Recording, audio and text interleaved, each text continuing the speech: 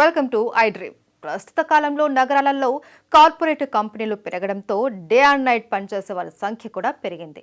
ఇతర ఉద్యోగులతో పోల్చినప్పుడు రాత్రిపూట విధులు నిర్వహించే ఉద్యోగులు త్వరగా అలసిపోతారు.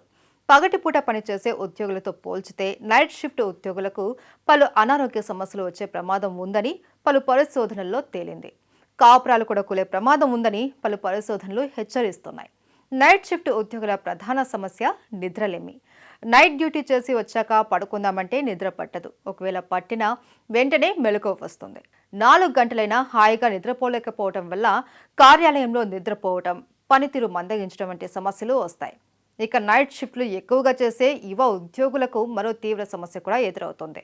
రాత్రిపూట ఉద్యోగాల కారణంగా చాలా మంది సంతానలేమి సమస్యతో కూడా బాధపడుతున్నారు. ముఖ్యంగా మీ జీవిత భాగస్వామితో లైంగికంగా కలవడానికి కూడా పెద్దగా ఆసక్తి చూపించకపోవడం ఈ నైట్ షిఫ్ట్ చేసే వారిలో అధికంగా కనిపిస్తుందని తాజాగా చేసిన అధ్యయనంలో తేలింది. ఇక రాత్రిపూట మేల్కొని పనిచేయడం వల్ల న్యాచురల్ స్లీప్ సైకిల్ దెబ్బతింటుంది. దీనివల్ల నిద్రలేమి, అలసట మరియు ఏకాగ్రత లోపం వంటి సమస్యలు వస్తాయి.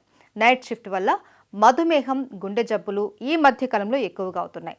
దీంతో పాటు కొన్ని రకాల క్యాన్సర్ వంటి దీర్ఘకాలిక ఆరోగ్య సమస్యల ప్రమాదాన్ని పెంచుతుంది. నైట్ షిఫ్ట్ పని అజీర్ణం, గుండెల్లో మంట మరియు పొట్టలో పుండ్లు వంటి జీర్ణ సమస్యలకు దారితీస్తుంది. నైట్ షిఫ్ట్ పని ఆందోళన, నిరాశ మరియు మానసిక స్థితి మార్పుల ప్రమాదాన్ని పెంచుతుంది.